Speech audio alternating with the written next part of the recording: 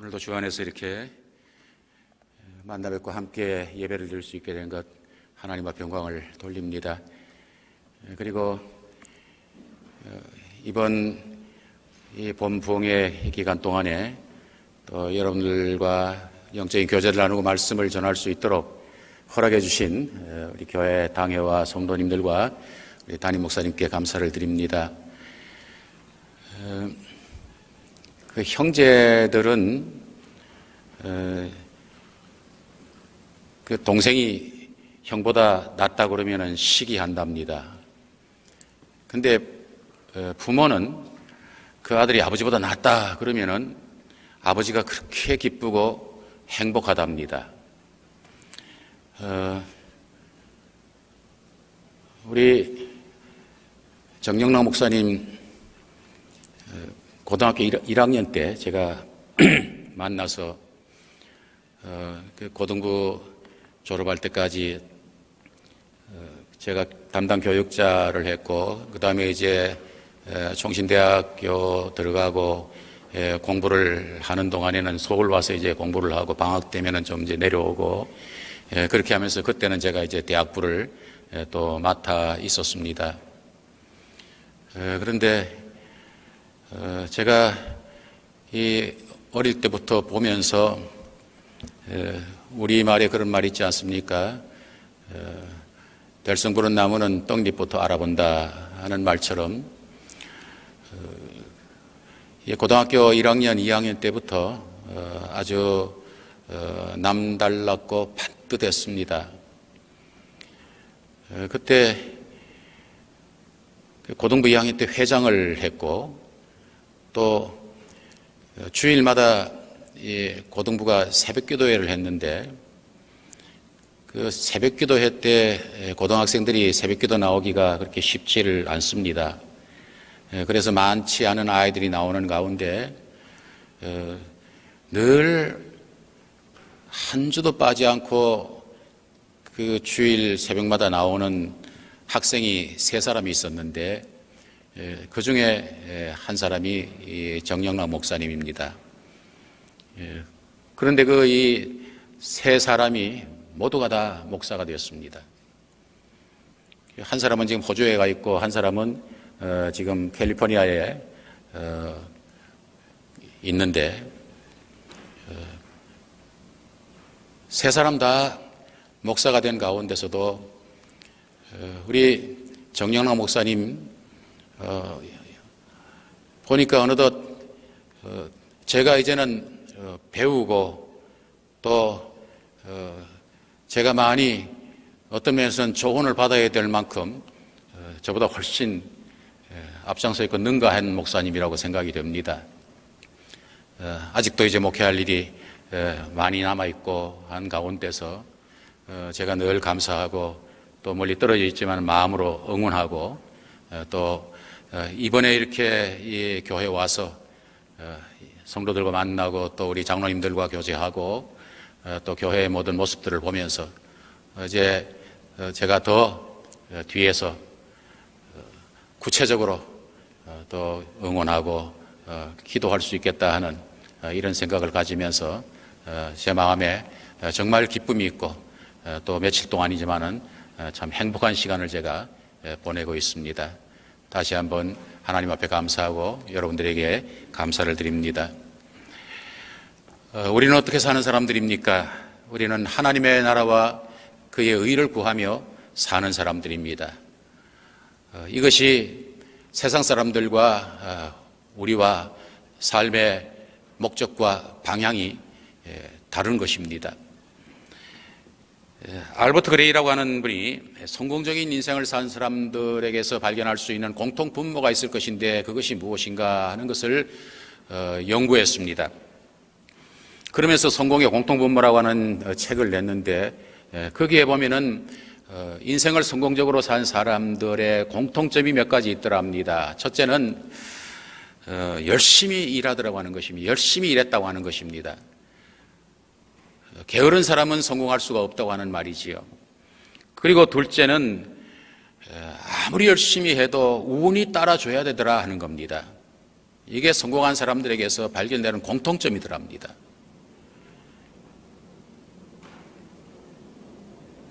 우리가 성경적으로 표현하면은 내가 아무리 노력해도 하나님의 은혜가 있어야 된다고 하는 그런 말입니다. 그리고 세 번째는 인간관계가 원만하고 좋더라고 하는 겁니다. 관계 속에서 살아가고 또 관계를 통해서 계속해서 성장하고 성공을 할 수 있는 이와 같은 상황 가운데서 관계가 뒤틀려지고 관계가 좋지 않은 사람은 성공할 수가 없다라는 겁니다. 요즘 말로 하면은 이 IQ가 좋은 사람보다도 EQ가 높은 사람, 이런 사람들이 성공하더라고 하는 거지요. 그런데 이런 것보다도 더 중요하고 근본적인 것이 있는데, 그것은 성공한 사람들은 한결같이 소중한 것부터 먼저 하는 습관이 있더라고 하는 겁니다.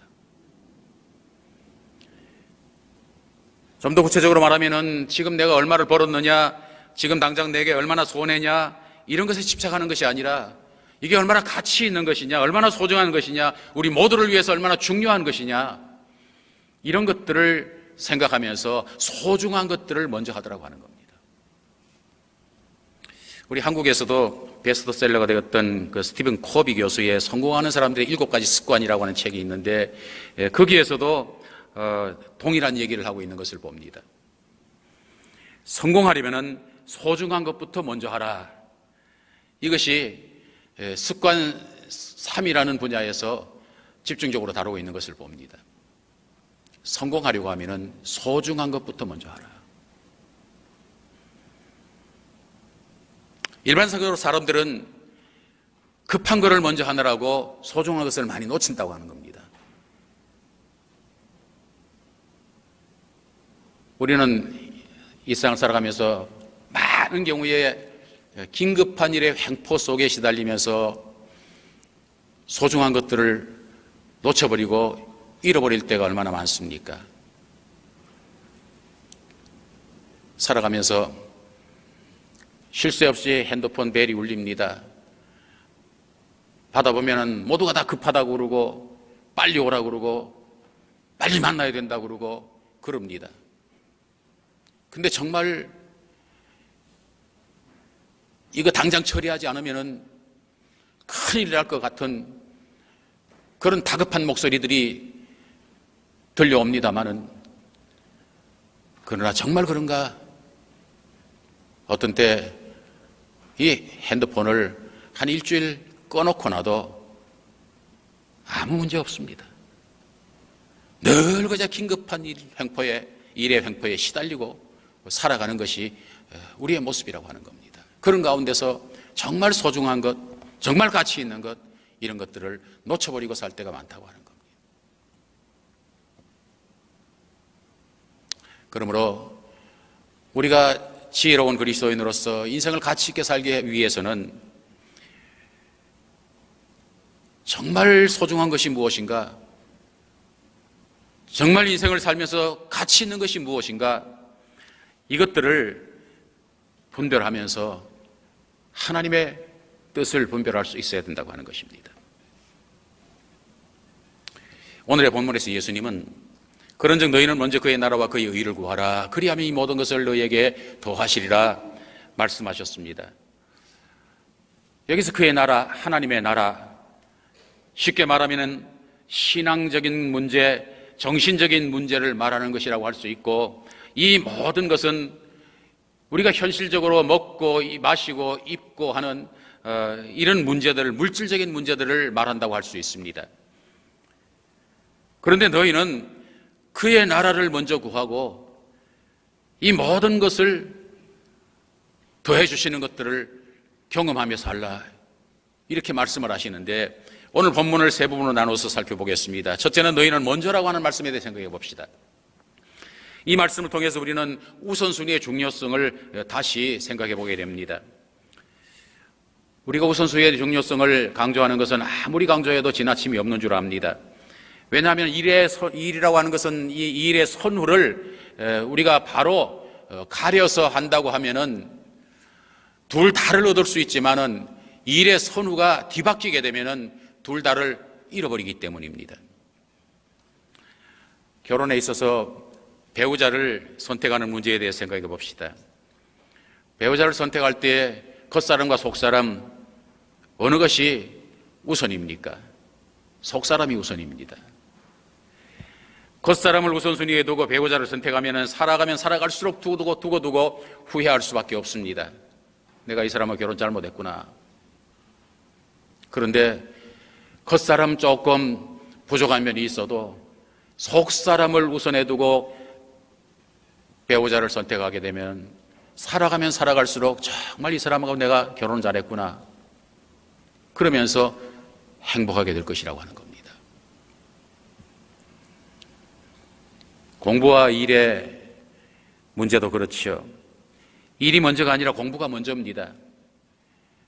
공부할 시기에 공부하지 않고 짧은 인생 언제 책상에 앉아서 공부나 하고 있겠나 생각하고 준비 없이 일에 뛰어들면은 그런 사람은 가치 있고 큰 일을 할 수가 없습니다.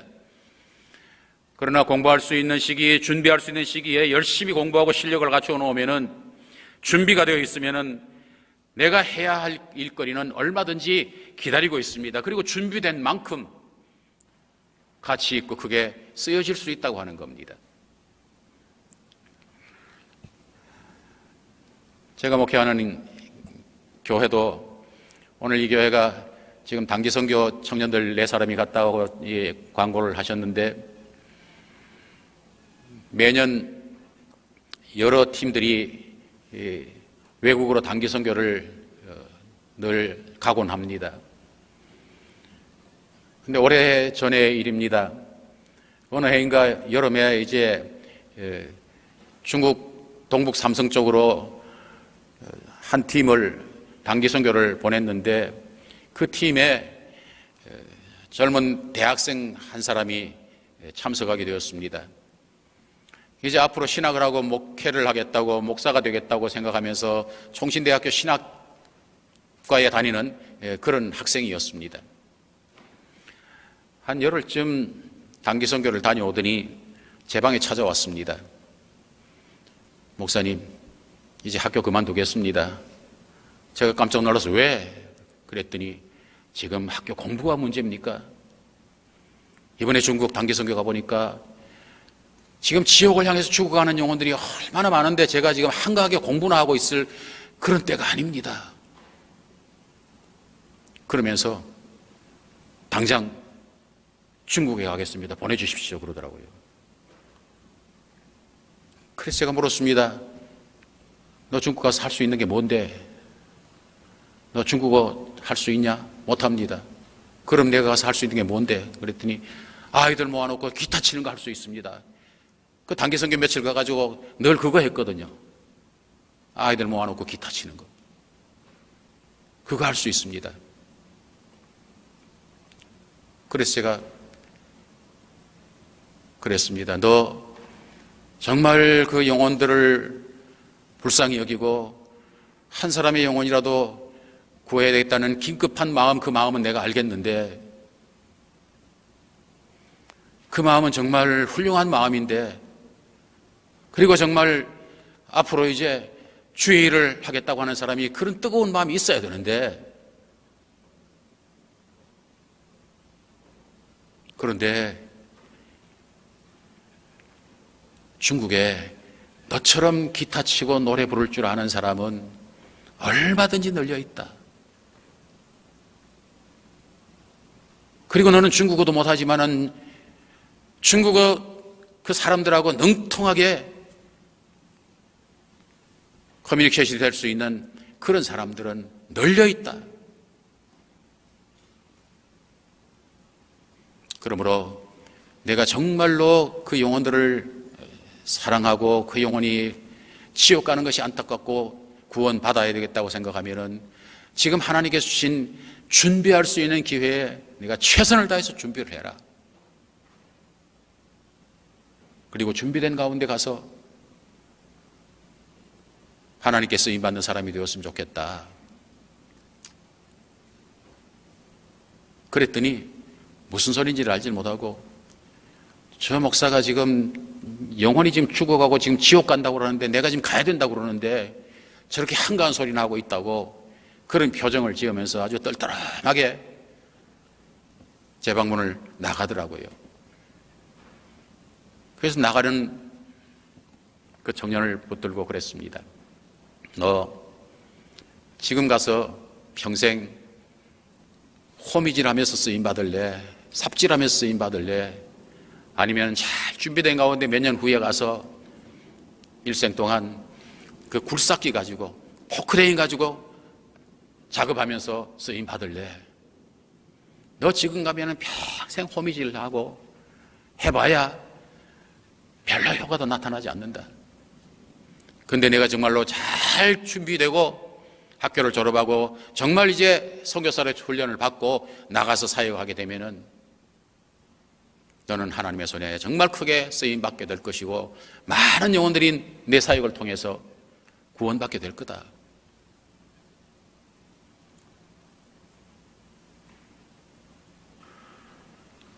그래서 못 갔다, 보내주지 않으니까 못 갔습니다. 그러더니 정말 학부를 졸업하고 또 신학대학원을 졸업하고 강도사가 되고 이제 목사가 되고 선교 훈련을 받고 선교사로 중국에 갔습니다. 갔다가 사역을 하면서 요즘도 몇 년에 한 번씩 이렇게 들어옵니다. 들어올 때마다 저를 찾아와서 한다는 소리가 목사님, 호미질 할래? 포크레인 가지고 작업할래? 그 말씀이 늘 마음에 있습니다. 고맙습니다. 제가 그때는 그저 가슴만 뜨거웠지 아무것도 몰랐습니다.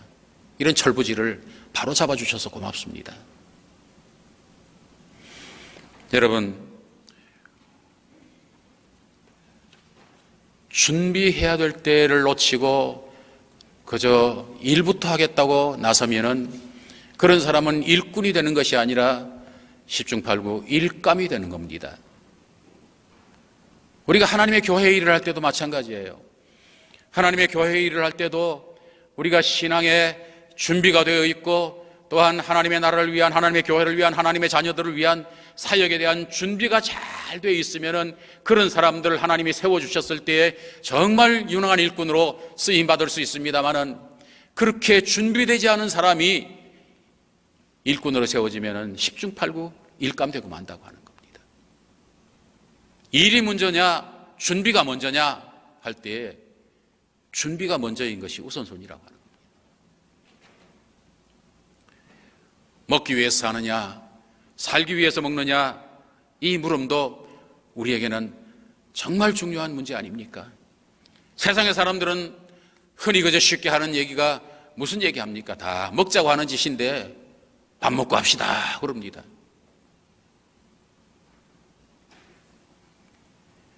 그런데 먹기 위해서 사는 사람들은 삶의 우선순위가 잘못된 사람들입니다. 그렇게 이런 사람들은 동물적인 삶의 수준 그 이상을 별로 벗어나질 못합니다. 오늘날 이 한국도 이제는 물질적인 면에서 얼마나 부유해졌고 잘 살게 되었는지 모릅니다.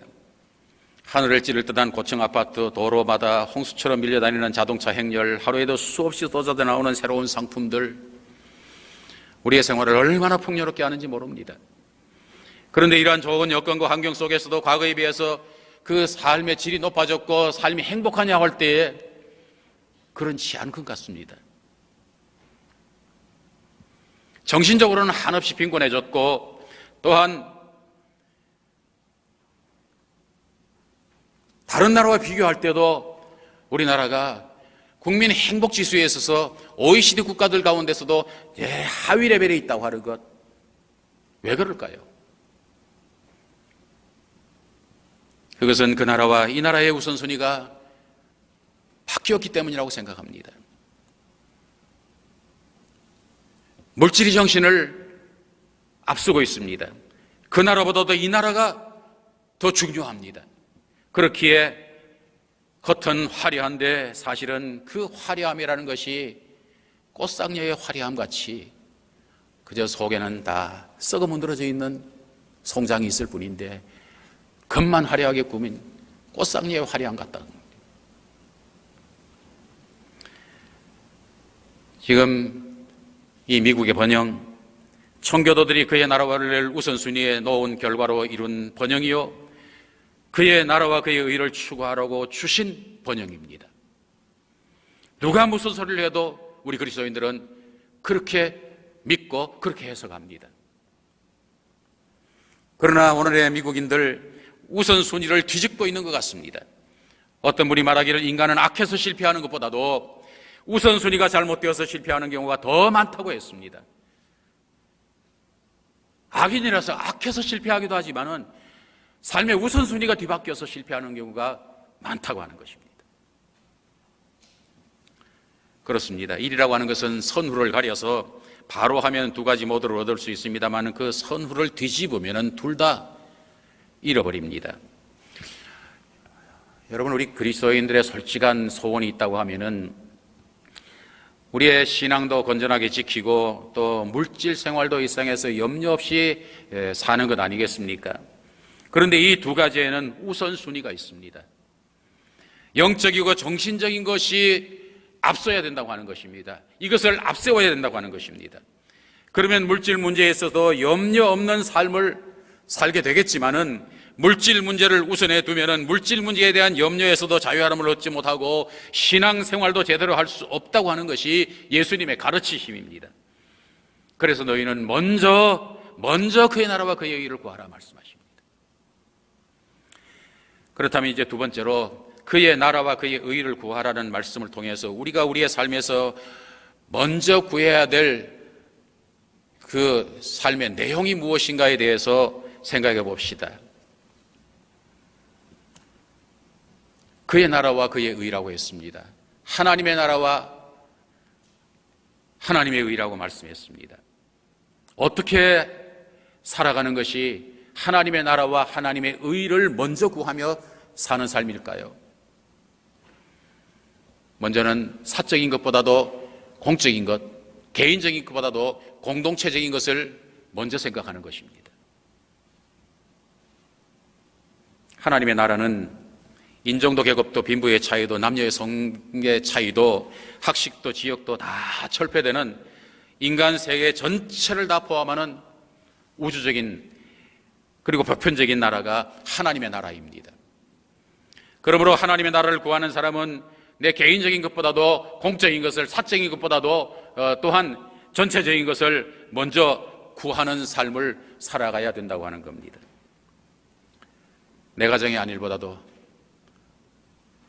사회와 국가의 번영을 먼저 생각하고 또한 우리 가정 공동체보다도 나보다도 하나님의 교회 공동체를 먼저 생각하는 이런 의식을 가지고 계속해서 훈련하고 또 그렇게 그 방향을 향해서 살아가야 된다고 하는 겁니다.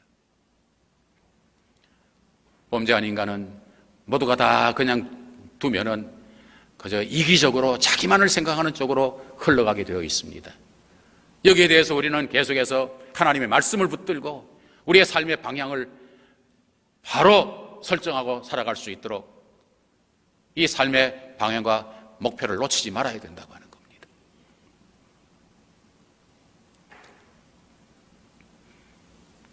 제가 처음 담임 목회를 했던 그 교회가 있던 지역, 그 지역은 도로 하나를 이렇게 사이에 두고 그 도로 위쪽에는 정말 부자들이 사는 부촌이었고 또 도로 하나 딱 건너면은 그 밑에는 정말 옛날부터 그냥 제멋대로 형성된 소위 말하는 달동네였습니다.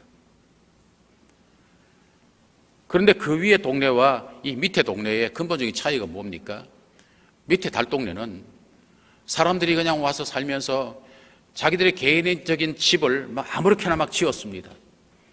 그러니까 길이 그 집 따라서 길이 납니다. 그러니까 꼬불꼬불하고 협소하고 또한 이사를 하려고 해도 이삿짐 차가 들어갈 수가 없는 도로입니다. 그래서 저 멀리에다 대놓고 그 다음에 이삿짐을 하나하나 들고 날라야 되고 또 조그마한 리어카에다가 싣고 날라야 되는 그런 참 살기가 힘든 이 동네였습니다. 그 동네를 보면서 여기는 한번 불났다 그러면은 이 불자동차도 들어올 수가 없고 난리 나겠구나 하는 이런 생각을 했습니다. 여러분, 살기 좋은 이런 신도시 그리고 이 부촌들 이런 데와 이 달동네의 차이는 뭡니까? 뭘 먼저 했느냐고의 차이입니다. 자기 개인의 집을 먼저 짓고 집 따라서 길이 났다고 하는 것은 사적인 것을 먼저 앞세우고 공적인 것이 그냥 뒤에 이루어졌다고 하는 것을 말합니다. 그런데 도로가 반듯반듯한 계획된 신도시 같은 것은 도로를 먼저 낸다고 하는 것은 공적인 것을 먼저 앞세우는 겁니다. 그리고 도로를 먼저 내고 개인적인 집을 지었다는 것은 그 다음에 개인의 사적인 것들을 한다고 하는 얘기입니다. 근데 개인을 먼저 앞세워서 자기들이 집을 먼저 짓고 거기 따라서 도로가 꼬불꼬불 나면은 결국은 사람도 살기가 힘들어지고 집도 죽어버리고 그런 집은 아무리 오래 사도 집값도 오르지 않습니다.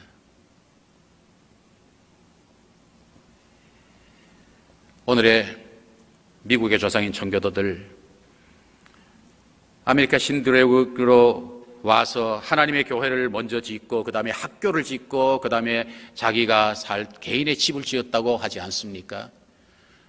교회를 먼저 짓고 그 다음에 학교를 짓고 그 다음에 개인의 집을 지었다고 하는 것은 공적인 것을 먼저 세우고 하나님의 나라를 먼저 생각하고 그 다음에 사적인 것, 개인적인 것을 추구했다고 하는 것을 말하는 것입니다. 하나님의 나라와 그의 의를 구하며 살아가는 사람의 삶의 방식, 의식 구조는 개인적인 것보다 공적인 것, 사적인 것보다 전체를 먼저 생각하고 공동체를 먼저 생각하는 이런 의식을 가지고 이 가치관을 붙들고 사는 것이라고 하는 겁니다. 그리고 하나님의 나라와 그의 의를 구하는 사람들의 삶의 방식은 두 번째로 일시적인 것보다도 영구적인 것, 영원한 것을 먼저 앞세우고 생각하며 산다고 하는 것입니다. 하나님의 나라는 어떤 나라입니까? 영원한 나라입니다. 그러므로 그의 나라를 구하는 사람들은 현재적인 것보다도 미래적인 것을, 일시적인 것보다도 영구적인 것, 또한 현세보다도 내세적인 것을 먼저 구하고 거기에 가치관을 먼저 둔다고 하는 것입니다.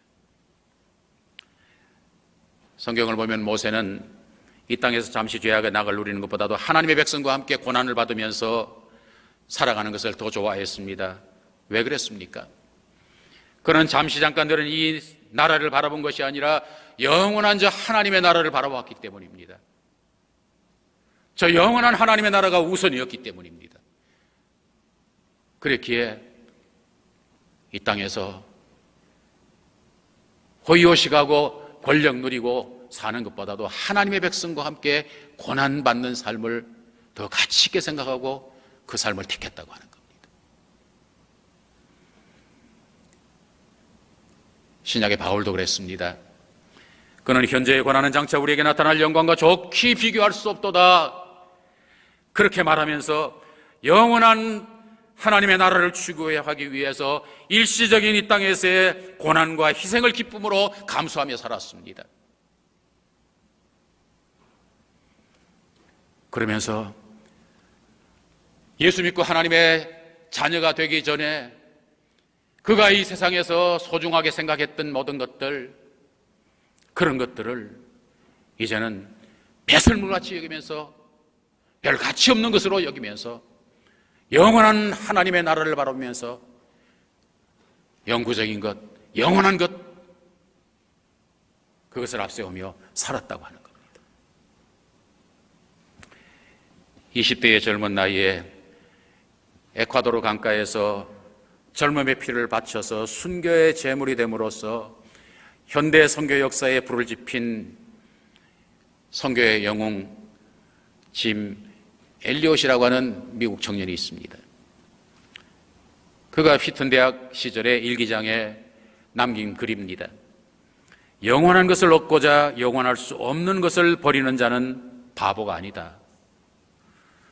영원한 것을 얻기 위해서 영원하지 않는 것을 버리는 자는 바보가 아니라고 하는 겁니다. 그러면서 그는 또한 주님 성공하게 하소서, 높은 자리에 오른다는 것이 아니라 제 삶이 하나님을 아는 가치를 드러내는 전시품이 되게 하소서. 이 세상을 살면서 하나님을 아는 가치를 드러내고 하나님이 어떤 분이심을 드러내는 전시품이 되게 하소서. 그렇게 소원하다가 그는 20대의 젊은 나이에 에콰도르 강가에서 순교의 피를 흘리며 순교의 제물로 하나님의 부르심을 받았습니다. 세상의 순간적인 것이 아니라 영원한 것을 추구했기 때문입니다.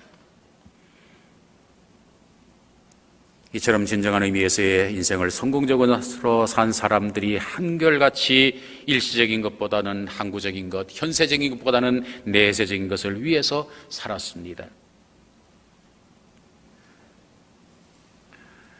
여러분, 그리스도인은 누구이고 어떻게 사는 사람입니까?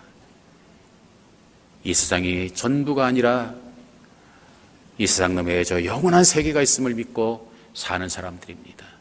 그리고 이 세계는, 이 세상은 그저 이 세상에서 잘 먹고 잘 살기 위해서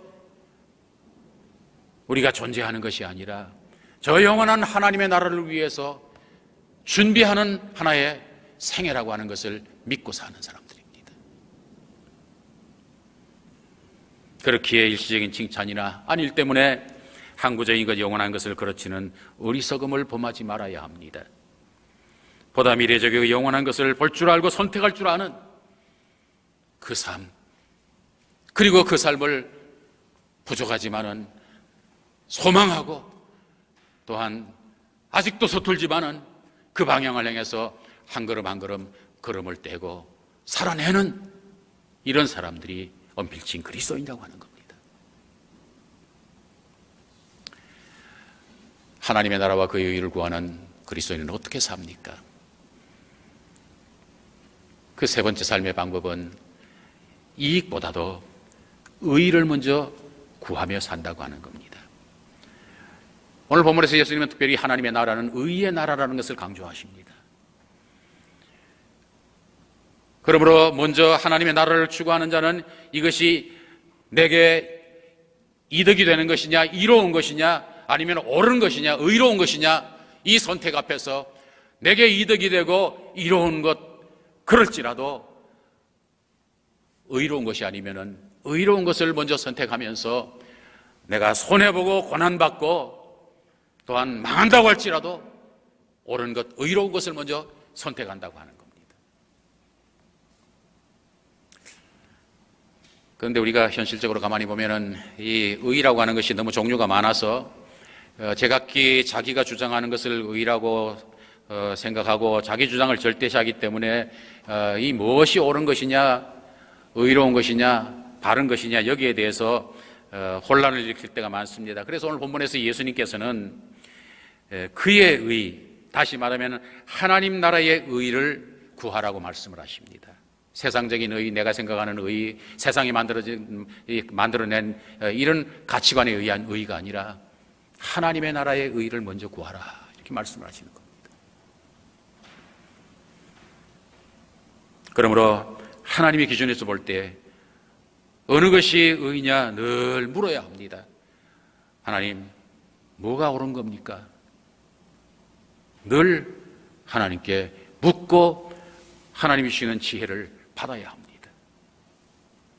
그리고 내게 손해가 주어지고 어려움이 주어진다고 할지라도 이것이 하나님이 옳다 하시면은 그 길을 택하고 걸어갈 수 있는 사람, 그리고 그것을 소원하면서 살아가는 사람, 이런 사람들이 그리스도인이라고 하는 것입니다.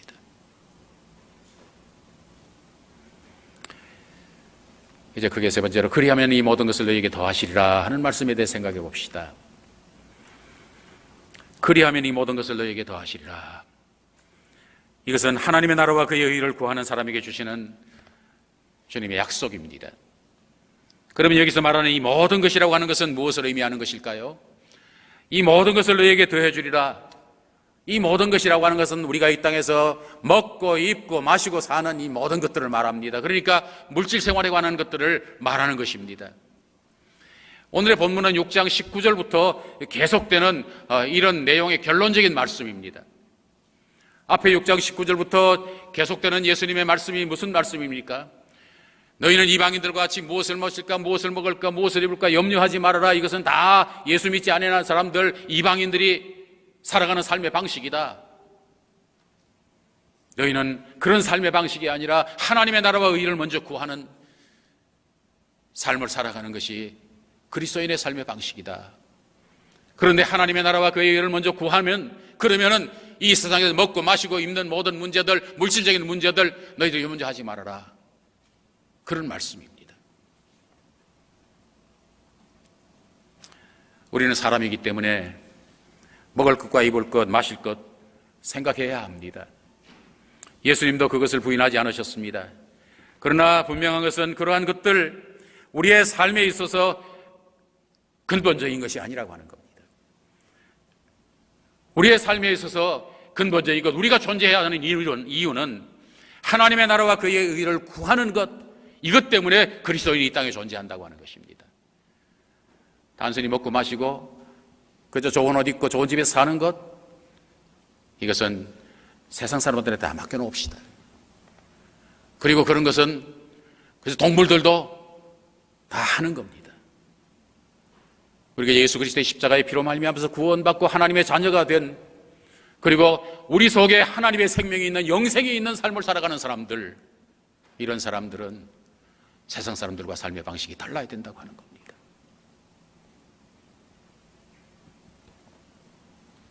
그러므로 먼저 그의 나라와 그의 의를 구할 때에 그저 먹을 것, 입을 것, 이런 지엽적인 것 하나님이 더해 주신다고 하는 이 약속의 말씀을 믿고 우선적으로 우리가 늘 관심을 가지고 생각해야 될 것, 또 그렇게 힘써야 될 것이 하나님의 나라와 의를 구하며 사는 것입니다. 어떤 분이 식당을 경영하면서 어떻게 하면 돈을 좀 많이 벌 수 있을까 생각하고 돈 벌 궁리만 하고 재료도 아끼고 값싼 재료만 사용했더니 손님이 안 오더랍니다. 그런데 어떤 분은 어떻게 하면 우리 집에 오는 손님 정말 내가 하나님을 대접한다고 하는 마음으로 최선을 다해서 대접하고 또한 기쁨과 만족을 줄까 궁리하면서 최선을 다했더니 손님들이 막 몰려와서 돈이 막 많이 벌리더랍니다. 그래서 에머슨이라는 사람이 그런 말을 했습니다. 먼저 자기 자신을 이 사회에 유익한 사람으로 만들면 빵은 저절로 따라온다.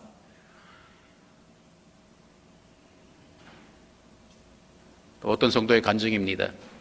한 달에 1,000만 원 벌어서 부자로 살려는 목적으로 사업을 열심히 했는데 열심히 사업을 해도 잘 안 되더랍니다. 그런데 어떻게 하면 나도 한 달 11조 100만 원 이상 드리며 어떻게 하면 좀 더 많은 물질을 하나님께 드려서 하나님의 나라를 위하고 또한 주의 백성들을 위해서 또한 복음을 전파하는 이 선교하는 일을 위해서 좀 살아갈 수 있을까? 그런 목적을 가지고 열심히 기도하며 성실하게 사업을 했더니 하나님께서 물질의 복을 주셔서 그야말로 한 달에 100만 원 이상 계속해서 11조를 할 수 있는 그런 사람이 됐다는 겁니다. 그래서 제가 과거에 교회에서 이제 우리 제자 훈련하면서 이 소그룹 제자 훈련에서 이제 이런 얘기를 서로 나누면서 이제 얘기를 했습니다. 그랬더니 훈련을 받는 그 어떤 젊은 한 여집사님이 그럽디다. 이제는 이제 권사님이 되었습니다만은, 목사님 이제 저 오늘부터 기도 제목 바꾸겠습니다. 이제까지 저도 한 달에 1,000만 원 벌게 해주세요. 그렇게 열심히 기도했는데 이제는 기도 바꿔서 11조 100만 원 하도록 하나님 은혜를 주세요. 그렇게 기도할 겁니다. 그래서 그 얘기 듣고 이 고약한 목사가 이렇게 그 반응을 했습니다. 집사님, 하나님이 집사님의 그런 꼼수에 안 속아요. 예, 이분이 말은 그렇게 하지만은 이 마음속에 있는 목적은 뭐예요? 11조 100만 원이 목적이 아니라 1,000만 원이 목적이에요. 그래서 제가 하나님은 집사님의 그런 꼼수에 안 속아요. 근데 정말 진실로 하나님 앞에 하나님의 나라를 위해서, 하나님의 의를 위해서 그렇게 살아보고 싶다, 그런 소원을 가지고 또한 그걸 추구하며 살 때 하나님께서 그렇게 살 수 있는 것들을 서포트해 주시겠다, 공급해 주시겠다는 말입니다.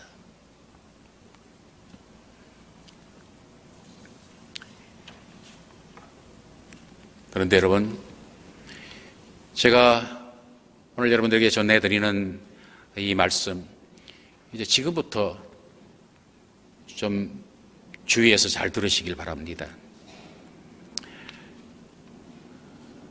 너희는 먼저 그의 나라와 그의 의를 구하라. 그리하면 이 모든 것을 너희에게 더해 주리라. 이 말씀의 의미는 열심히 하나님의 나라를 추구하면은 너희가 경제적으로도 여유 있고 부자로 살게 해주시겠다, 그런 뜻으로만 해석하지 말았으면 좋겠다고 하는 겁니다.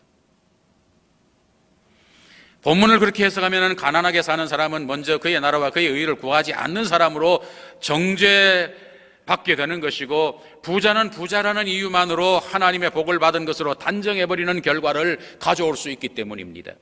그렇게 되면 기독교의 진리성이 변질되고 기독교의 진리를 비진리의 것으로 바꿔버리게 된다고 하는 겁니다. 그렇게 될 때 여러분, 가난한 사람은 예수를 믿어도 잘못 믿은 사람이고 부자는 복을 받은 사람이라, 그런 결론에 도달하게 되는데, 이것은 아주 위험한 사상이고 성경이 가르치는 그런 사상이 아닙니다. 그러면 이 말씀의 진정한 의미는 무엇입니까? 이 모든 것을 너에게 되어줄 거다, 그러므로 하나님의 나라와 그의 의를 먼저 구하라. 이 말씀의 진정한 의미는 하나님의 나라를 열심히 구하며 그의 의를 따라서 살겠다고 하는, 그래서 하나님의 자녀답게 구원받은 하나님의 백성답게 인생을 살아버리고 몸부림치는 사람, 이런 사람이 의식주 문제 때문에, 먹고 입고 쓰는 문제, 어느 집에서 살까 하는 이런 문제 때문에 이 삶을 추구하는 일에 지장을 받게 하지 않겠다는 말씀입니다. 내가 정말로 하나님의 나라와 그의 의를 구하며 살기를 원하느냐? 그렇다면 먹고 사는 문제, 이 문제 때문에 그 삶을 살지 못하도록 내가 하지는 않겠다 하는 그런 말씀이에요.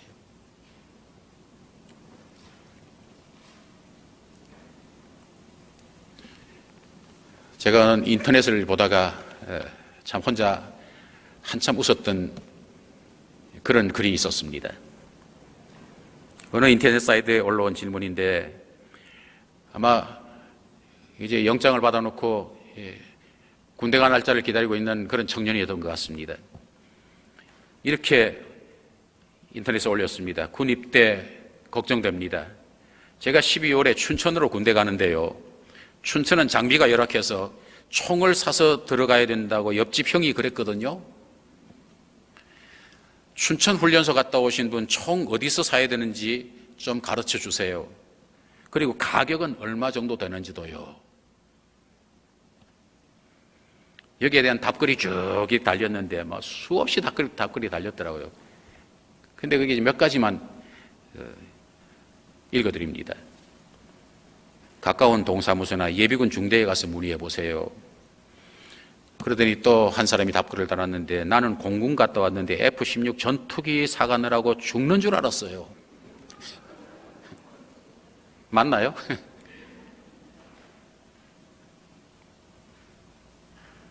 그리고 또 답글이 달렸는데, 저도 얼마 후에 입대하는데 총은 구했는데 수류탄과 탱크를 구하는 중입니다. 또 밑에 답글이 달렸어요. 젠장, 나는 해군 지원했는데 잠수함 사오라고 하네요. 여러분, 맞는 얘기인가요? 군인은 무엇을 먹을까, 무엇을 마실까, 무엇을 입을까, 총 사야 되는데, 탱크 사야 되는데, 항공모함 사가야 되는데, 이런 문제로 염려하지 않습니다.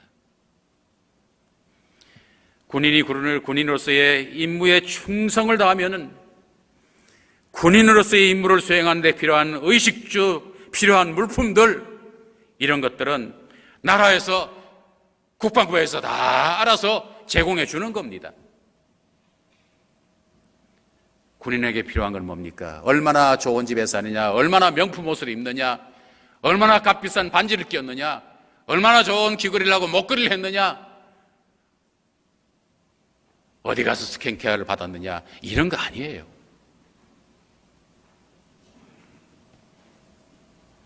그저 군인으로서의 임무를 수행하는 데 지장되지 않을 만큼의 의복과 식사와 주택이면 됩니다. 중요한 것은 잘 먹고 잘 사는 데 있는 것이 아니라 군인으로서의 임무를 바로 하며 사는 데 있다고 하는 겁니다. 사랑하는 성도 여러분, 우리가 이 땅에서 하나님의 부르심을 받은 것은 예수 믿고 물질에 복받고 건강에 복받고 출세하고 권력 얻어서 잘 먹고 잘 입고 호강하기 위함이 아니라고 하는 것입니다. 이 땅에서 잘 먹고 잘 입고 호강하기 위해서 부르심을 받은 자들이 아니라 하나님의 나라와 그의 의를 구하며 살기 위해서 부르심을 받은 사람들이 우리 그리스도인이라고 하는 겁니다. 우리가 호강하고 안락을 누리는 것은 이 다음에 천국 가서 누려도 늦지 않습니다. 우리는 누구나 다 이 땅에서 하나님의 나라와 의를 추구하며 살다가 이제 주님이 부르실 때 저 영원한 천국에 가면은 영원토록 부족함이 없는 모든 것을 풍족하게 누리며 살아갈 사람들입니다. 이것이 보장되어 있는 사람들입니다. 의식주에 관한 문제 다시 말씀드리면은 하나님의 나라와 그의 의를 구하며 사는데, 이 삶을 살아내는데 지장을 받지 않을 만큼이면 됩니다. 세례요한은 약대 트롯을 입고 메뚜기와 석청을 먹으면서 광야에서 살았어도 이 삶을 수행하는데 전혀 문제가 없었습니다. 아브라함과 모세와 바울 등 우리의 신앙의 선배들, 이 삶을 바로 살기 위해서 가지고 있던 것들도 다 정리하고 털어버린 삶을 살았다고 하는 거예요. 여러분, 히브리서에 보면은 우리의 믿음의 선배들, 이 세상에서는 나그네와 행인이라고 하는 것을 온 삶을 통해서 증거하며 살기 위해서 이 땅에서는 그저 견고한 성을 쌓고 집을 짓고 살지 않았고 나그네와 행인으로 살았다고 말합니다. 그러면서 그런 삶을 살면서 우리는 이 땅을 목적으로 사는 사람들이 아니라 저 영원한 하나님의 나라를 향해서 살아가는 사람들이요, 우리의 삶의 목적은 하나님의 나라와 그의 의를 구하며 사는, 이것이 우리의 존재 목적이요 삶의 방향이요 목적이라고 하는 것을 사람들에게 증거하며 살기 위해서 그렇게 살았다고 말합니다. 여러분, 우리는 지금 너무나도 많은 것을 가졌기 때문에 그리스도인으로서의 삶을 수행하는데 오히려 지장을 받고 또한 거추장스러운 장애물이 되는지도 모릅니다. 하나님께서 우리에게 많은 것을 주셨을 때 하나님의 나라와 그의 의를 위해서 주시면 줄수록 많은 것을 사용하며 사는 것은 얼마든지 귀한 일입니다만은 오히려 많이 가지고 있다는 것, 많이 받았다고 하는 것이 하나님의 나라와 그의 의를 추구하는데 자꾸 우리의 발목을 잡는 것이 된다고 하면은 그것은 바람직한 물질이 아니고 바람직한 소유가 아니라고 하는 겁니다. 이제 우리는 그런즉 너희는 먼저 그의 나라와 그의 의를 구하라, 그리하면 이 모든 것을 너희에게 더하시리라는 말씀을 통해서 무엇을 위해서 어떻게 살아야 될 존재들인가, 우리는 무엇을 위해서 부르심을 받은 사람들인가, 이것을 다시 한번 마음에 새겼으면 좋겠습니다. 그리고 일상 살아가면서 짧고 덧없는 이 인생을 살면서 우리의 삶의 방향과 목적이 바른 방향과 목적을 향해서 한 걸음 한 걸음 나아가고, 지금 비록 좀 서툴다고 할지라도 늘 우리가 살아가는 이유, 존재하는 이유는 하나님의 나라와 그의 의를 구하는 삶을 살기 위한 것이다. 이것을 늘 생각하면서 늘 기도 가운데 점검하고 또 생각 가운데 점검하는 가운데서 우리가 때로 가다가 넘어져도 그 방향을 향해서 넘어지고, 또 주저앉아도 그 방향을 향해서 우리가 주저앉고 다시 일어설 수 있고, 그래서 결국은 우리의 이 땅에서의 삶의 연륜이 쌓이면 쌓일수록 점점 더 이 삶을 추구하는 삶이 좀 훈련이 되어가고 속도가 붙어가고 기어코 그 삶을 살아내다가 주님 부르실 때에 주님 앞에 감사함으로 설 수 있는 우리 모두가 될 수 있게 되기를 주님의 이름으로 축원합니다.